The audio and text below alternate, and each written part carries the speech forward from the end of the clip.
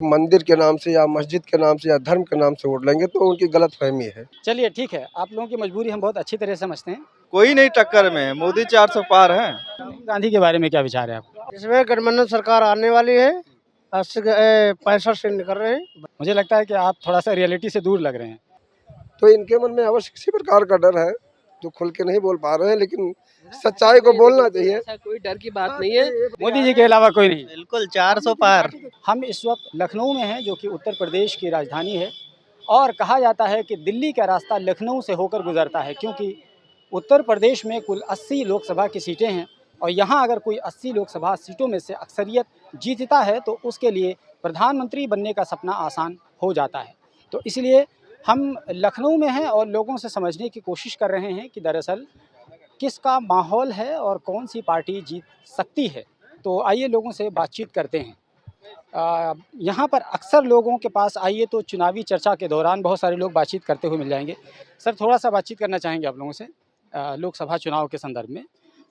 किसका माहौल चल रहा है लखनऊ में, अगर आप हम आपसे पूछें तो? लखनऊ तो भाजपा का गढ़ है, इसमें लखनऊ माहौल का क्या पूछने की क्या जरूरत है।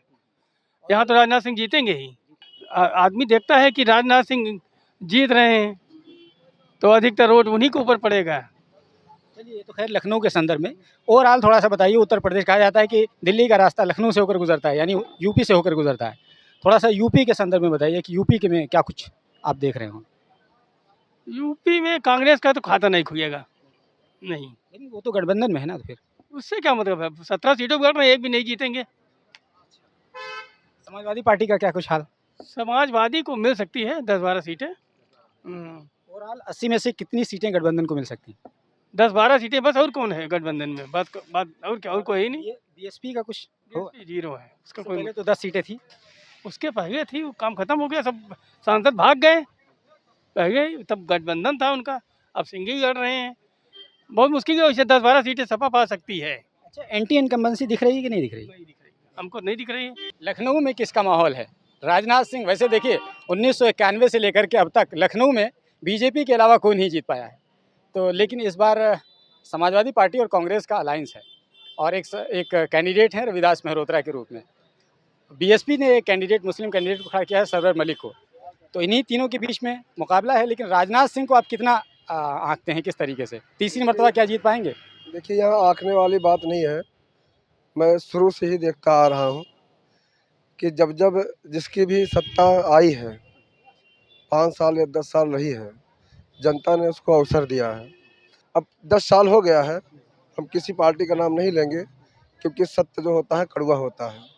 और जिसके भी हाथ में पावर होता है, वो कोई भी पार्टी हो या कोई भी अधिकारी हो, अगर उसके खिलाफ में बोला जाए तो अपने पावर का दुष्प्रयोग करता है हमेशा। आज नई बात नहीं है, जब से पृथ्वी। आप ये कहना चाह रहे हैं कि बीजेपी 10 सालों से अपनी पावर का दुरुपयोग कर रही है? भाई, हम ये नहीं कहना चाह रहे हैं, वो तो पब्लिक वाइज डिसाइड करेगी, हम नहीं कर सकते हैं। अच्छा, पावर का दुरुपयोग बीजेपी कर रही है कि नहीं कर रही? अब वो हम नहीं कर सकते, पब्लिक कह सकती है। क्यों भाई? ये आप एक पार्टी के सदस्य हैं। मैं थोड़ा सा उदाहरण दे सकता हूँ। हमारे माननीय श्री अमर कमलेश तिवारी जी जो थे, हमारे माननीय श्री योगी जी के बहुत खास मित्र थे वो। वो तो ठीक है, मैं ये पूछ रहा था कि किसका माहौल आपको लग रहा है, अगर हम ओवरऑल उत्तर प्रदेश के परिप्रेक्ष्य में पूछें, किसका माहौल जनरल लग रहा है? माहौल इस बार जो है, अगर सरकार ये सोचे कि हमारा माहौल है, हम कोई मतलब कि मंदिर के नाम से या मस्जिद के नाम से या धर्म के नाम से वोट लेंगे तो उनकी गलतफहमी है। मतलब किसी के जज्बात से खेलना गलत है। भाई, आपने हमारा काम किया है, ठीक है, अच्छी बात है, लेकिन उसके साथ साथ और भी काम होना चाहिए। वो तो धर्म का काम है, आपने किया, अच्छी बात है, भाई हम भी उसके सपोर्ट में है, उसके साथ साथ और भी काम होना चाहिए। उससे वोट मिलेगा कि नहीं मिलेगा? भाई, इस बार हमको इतना मतलब जितना वो लोग कह रहे हैं 400 पार 400 पार, हमको नहीं लगता है कि 400 पार जाएंगे। पांडे जी, आप बताइए, आपकी पार्टी चुनाव लड़ रही है कि नहीं लड़ रही? हमारी पार्टी चुनाव लड़ रही है। लोकसभा का चुनाव कौन है कैंडिडेट आपकी पार्टी से? हमारे माननीय श्री गौरव वर्मा जी हैं।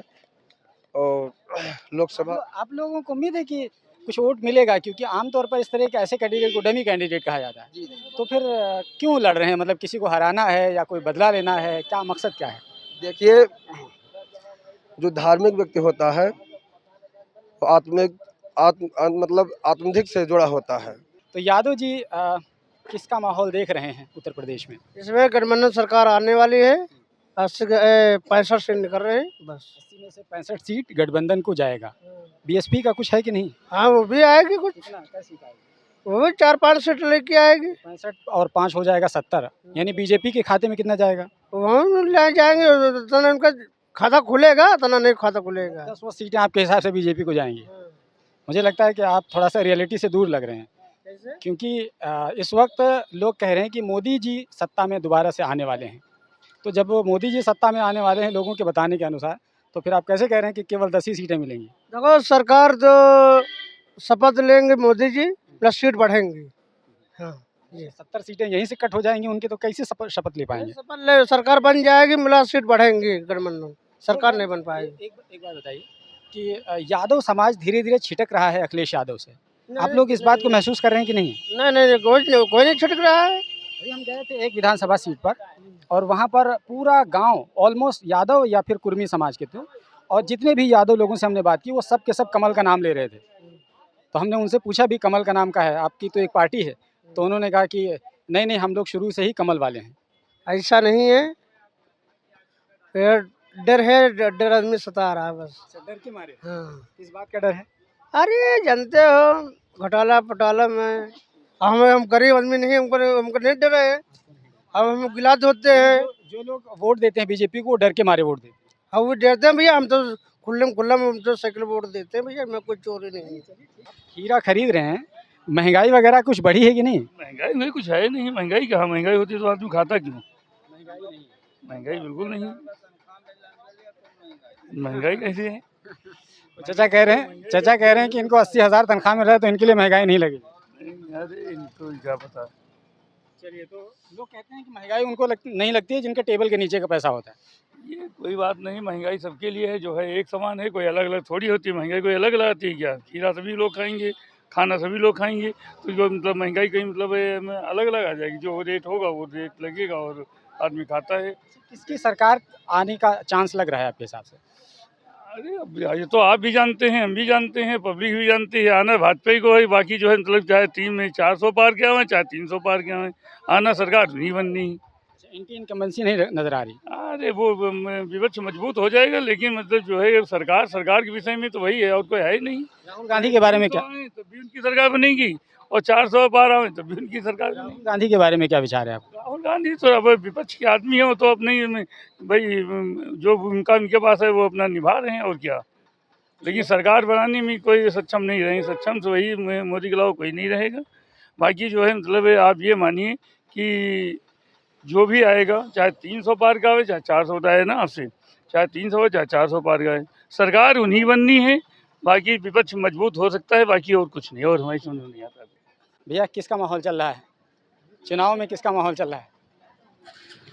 में चल रहा है मोदी का, उसका जी, और राहुल गांधी का? उनका भी है, उनका कम चल रहा है, उनका जो है कम चल रहा है, ज़्यादा नहीं चल रहा है, कम चल रहा है उनका। कौन जीत सकता है इस बार? नहीं, मोदी जीतेंगे और क्या है, उन्होंने कोई चांस नहीं। इंडिया गठबंधन वाले कहते हैं हम जीतेंगे। अगर कह रहे तो देखो, जनता देख ली, जनता देख। महंगाई ये सब कुछ मुद्दा है कि नहीं इस बार? मुद्दा तो नहीं हुआ। सर, थोड़ा सा बात करेंगे आपसे लोकसभा के संदर्भ में। अपना नाम बताएं। अब्बास। किसका माहौल देख रहे हैं उत्तर प्रदेश के संदर्भ में अगर हम बात करें तो? देखिए, अभी तक तो जो माहौल लग रहा है उसमें जो योगी जी ने जो कार्य कराए हैं उस हिसाब से तो लग रहा है कि बीजेपी का जो नारा है 400 पार, वो बिल्कुल सही साबित होने वाला है। एंटी इनकम्बेंसी का कुछ माहौल है? नहीं, फिलहाल अभी ऐसा कुछ नहीं देखने को लग रहा है। नहीं है, उसकी वजह क्या हो सकती है? आप थोड़ा सा अपने सोचिए। क्योंकि मोदी जी द्वारा जो कार्य कराए जा रहे हैं और जो आम जनता को फ़ायदा पहुंच रहा है, तो उससे ये लग रहा है कि एंटी इनकम्बेंसी का फैक्टर यहाँ पे काम नहीं कर रहा है। अच्छा अब्बास भाई, आप मुस्लिम हैं, मुसलमानों को लेकर प्रधानमंत्री मोदी ने जो बात अभी हाल के दिनों में कही है, उससे आप सहमत हैं? देखिए, कुछ चीज़ें होती हैं कि उससे मैं सहमत नहीं हूँ उन बातों से, लेकिन ये चुनाव का जब प्रचार होता है तो उस दौरान सभी पार्टियों की तरफ से इस तरह की बातें कर दी जाती हैं जो कि नहीं करनी चाहिए। लेकिन बहुत सारे मुसलमान तो असहज महसूस करते हैं ना। अगर मुसलमान, बहुत सारे एक मुस्लिम नेता थे, ज़िला अध्यक्ष थे अल्पसंख्यक विभाग के, बीकानेर राजस्थान के, क्योंकि राजस्थान के बांसवाड़ा ने प्रधानमंत्री मोदी ने ये बात 21 अप्रैल को कही थी। तो उन्होंने तो अपने पद से इस्तीफा दे दिया इस बात को लेकर के, इस्तीफा नहीं दिया, उन्होंने आलोचना की तो उनको निकाल दिया गया, और निकाल ही नहीं दिया बल्कि गिरफ्तार कर लिया गया। नहीं, बीजेपी की तरफ से देखिए ज़रूर मैंने तो बयान देखा नहीं है, लेकिन अगर उस तरह से हो सकता है पार्टी ने जो भी मैनेजमेंट ने देखा हो या जो उनके बयान में पाया गया हो उस आधार पर उनको निकाला होगा। नहीं, तो किस आधार पर वो कह रहे हैं कि हम कम से कम 25 सालों से बीजेपी से जुड़े हुए हैं। अल्पसंख्यक मोर्चा के एबीवीपी से उन्होंने अपने आप को बीजेपी के साथ जोड़ा था, और 25 साल बीजेपी में काम करने के बाद एक बार उन्होंने प्रधानमंत्री मोदी के खिलाफ आवाज़ उठाया कि उनको पार्टी से 6 साल के लिए एक्सपेल कर दिया गया, और साथ ही साथ उनको अरेस्ट कर लिया गया। एक इंटरव्यू उन्होंने न्यूज़ लॉन्ड्री को दिया और उन्होंने प्रधानमंत्री मोदी की खुल के आलोचना कर दी। बस केवल एक आलोचना पर उनकी अरेस्टिंग हो गई। नहीं है कि एक आलोचना पे वो निकाल, हो सकता है उनको कोई निजी कारण भी रहे हों या उनको पार्टी में उस तरह से या उनके बयानबाजी को लेकर कोई अनुशासनात्मक कार्रवाई करी गई हो। केवल एक बार उन्होंने कहा कि केवल एक बार, ये मैंने पहली मरतबा मैं घुटन महसूस कर रहा था पार्टी में, इस तरह की जब पार्टी लाइन के खिलाफ या मुसलमानों को लेकर के लोग बातें करते थे, तो हम मुसलमानों में जाकर के किस बुनियाद पर वोट मांगते, क्योंकि हमें मुसलमान पूछते थे कि आप तो हमसे वोट मांग रहे हैं, लेकिन आपकी पार्टी के शीर्ष नेतृत्व ऐसा कहता है मुसलमानों को लेकर के, तो फिर वो जवाब देना उनके लिए मुश्किल हो रहा था। इसको लेकर के उन्होंने कहा कि अब पानी सर से ऊँचा हो गया। उनकी अपनी कुछ निजी राय रही हो या निजी कारण रहे होंगे जिसकी वजह से उन्होंने ऐसा बोला। आप ये तो स्टेटमेंट देखें तो भी वो बता सकते हैं कि क्या एक्चुअल बात हुई होगी इसके पीछे। बहुत सारे कारण हो सकते हैं। उनके मन में शायद किसी प्रकार का भय या भय है, हमको लगता है। एक समय था जब योगी जी खुल के मुस्लिम भाइयों के, मतलब भाजपा कहें, खुल के बुराई करती थी। तो आज वो कहती है कि कोई भी इस तरीके का भाषण ना दो, कोई बयान ना दो, आप हिंदू हो तो हिंदू ना लिखो, मुसलमान हो तो मुसलमान ना लिखो। आप अपनी गाड़ी लेके जा रहे हैं, अगर उस पर श्री राम का फोटो लगा है तो चालान हो जाएगा। क्यों भैया, तुम विपक्ष में बैठे थे तो जो कर रहे थे वो ठीक है, और आज तुम्हारी सरकार बन गई है तो तुम मतलब कोई कुछ नहीं कर सकता है, तब धर्म खत्म हो गया है। तो इनके मन में अवश्य किसी प्रकार का डर है जो खुल के नहीं बोल पा रहे हैं, लेकिन सच्चाई को बोलना चाहिए। ऐसा कोई डर की बात नहीं है और बिल्कुल भय का माहौल नहीं है। और ये जो लोगों के द्वारा या अपोजिट पार्टी के द्वारा जो भ्रांतियां फैलाई जाती हैं कि मुसलमानों में भय है, इस तरह का कोई भी फैक्टर हमें नहीं दिखता है। बीजेपी के कार्यकर्ता तो नहीं? नहीं, मैं बीजेपी कार्यकर्ता नहीं हूँ, बिल्कुल। जी, साधारण वोटर हूँ। ठीक है बस भाई, आपका मत है और आपकी एक राय है, हम आपकी राय का सम्मान करते हैं। तो और लोगों से भी बातचीत करेंगे और समझने की कोशिश करेंगे कि दरअसल उत्तर प्रदेश में किसका माहौल चल रहा है। एक मिनट भैया, आप लोगों से बातचीत करेंगे, आप लोगों से थोड़ा सा हम बातचीत करेंगे लोकसभा चुनाव के संदर्भ में। 2024 का लोकसभा चुनाव जो है वो किसका पलड़ा भारी लग रहा है आपके हिसाब से? अरे मोदी जी आ रहे हैं, 400 पार हो रहा है, पलड़ा क्या भारी, कोई नहीं टक्कर में, मोदी 400 पार हैं। ये राहुल गांधी वगैरह का क्या होगा? राहुल गांधी जी सब हवा में है, सब हवा में है। क्या नाम है आपका? हाँ, हमारा नाम सुनील विश्वकर्मा है जी। मोदी जी ने महंगाई को लेकर के कुछ नहीं बोल रहे हैं और दूसरे इश्यूज को लेकर के, बेरोजगारी को लेकर कुछ नहीं बोल रहे हैं। बेरोजगारी कहाँ बेरोजगारी है? आपके अंदर क्वालिटी है तो बेरोजगार है, नहीं क्वालिटी तो बेरोजगार है, बस यही है। कौन सी महंगाई है? महंगाई है, सुविधा भी है। आप बताइए भाई, क्या योगी जी आएंगे, मोदी जी आएंगे, बस मोदी जाएंगे और कोई नहीं आएगा भाई। मोदी जी के अलावा कोई नहीं? बिल्कुल 400 पार। पार्टी के कार्यकर्ता तो नहीं? नहीं, पार्टी के कार्यकर्ता कहाँ से हो जाएंगे? हम लोग की उम्र देखे, पढ़ने लिखने वाले लड़के हैं। क्या करते हैं आप? पढ़ाई कर रहे हैं, एसएससी की तैयारी करते हैं। क्यों नहीं? पार्टी कार्यकर्ता नहीं है फिलहाल, लेकिन माहौल देखिए, हमारे कहने से कुछ नहीं है। हम तो चाहते हैं मोदी ना बने, लेकिन तब भी बनना है ना। अगर हम वोट नहीं देंगे तब भी बनना है। 400 पार हो सकता कैसे हो सकता है? हम चाहेंगे, नहीं चाहेंगे तो उड़ जाए। हम मतलब ये है कि एक आदमी की बात नहीं कर रहा हूँ, हम मतलब जनता। ना भाई साहब, ये चीज है। आप भी 100% ये मान लीजिए, आप नोट कर लीजिए, कहीं भी सरकार तो मोदी की ही आ रही है इस बार 2024 में, इसके लिए कोई दिक्कत नहीं है। हम लोग को दे रहे हैं सब लोग। ये आपका मत है? बिल्कुल बिल्कुल। तो आपका नाम बताएं। मानेंद्र सिंह, कहाँ के रहने वाले हैं आप? सीतापुर से हैं भाई साहब। अच्छा, सीतापुर से। कौन सा लोकसभा क्षेत्र? मिश्रिक 32 लगता है हमारा। मिश्रिक में कब चुनाव है? मिश्रिक में 13 तारीख को है 13 हमारे यहाँ वोटिंग। 13 तारीख को 13 सीटों पर चुनाव है। हाँ, इसमें से मिश्रिक भी है, मिश्रिक भी है। उन्नाव भी है। जी जी हाँ, और कई ठीक है, सारे। तो वहाँ पर कौन है कैंडिडेट मिश्रिक में? मिश्रिक में हमारे ये अशोक रावत जी हैं वहाँ पे। गठबंधन के कौन है? गठबंधन से वही पुराने जो विधायक थे, उन्हीं की वाइफ को टिकट मिला है वहाँ से, साइकिल से, सपा से। उनका भी ठीक ठाक है, लेकिन फिलहाल जीत नहीं पाएंगे। भाजपा का कोर वोटर ज़्यादा है ना, वहाँ से निकल जाएगी सीट। ठीक है, बेहतर है। ठीक है। क्या है भाई, काहे मुस्कुरा रहे हैं इतना? दूर से सलाम, शुक्रिया शुक्रिया शुक्रिया, दूर से सलाम कर रहे हैं।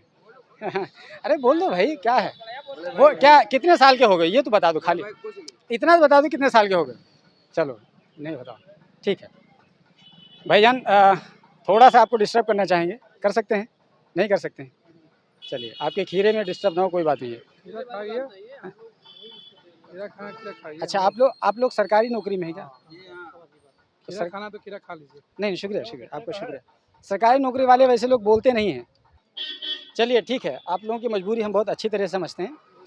तो कुल मिला के ये कहें कि लखनऊ की अगर हम बात करें तो लखनऊ के हम दारुसफ़ा पर थे। यहीं पर बीजेपी का स्टेट कार्यालय है और मेरे ठीक पीछे ये देखिए राष्ट्रीय लोकदल का प्रदेश कार्यालय है। तो ये पॉलिटिकल हब है, यहाँ पर लोग, यहाँ तक कि यहाँ पर घूमने वाले जो लोग होते हैं वो भी अपनी एक पॉलिटिकल राय रखते हैं, इसी वजह से लोग खुल करके बोलते हैं।